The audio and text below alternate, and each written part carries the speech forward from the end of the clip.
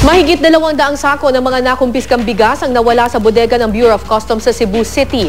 Napag-alaman yan ng magsagawa ng inventaryo ang mga tauhan ng ahensya noong Lunes. Sira na ang mga selyo ng 9 na container van na pinaglagyan ng mga bigas at may indikasyong binuksan ito.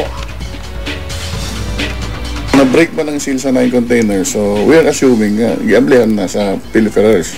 So far we have discovered that sa 4 containers, there are 256 sacks missing.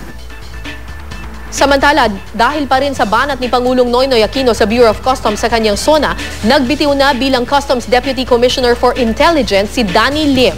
Sa inilabas na pahayag, aminado siyang may katotohanan ang sinabi ng Pangulo, pero iginiit niya may nagawa rin daw siya para sa ahensya.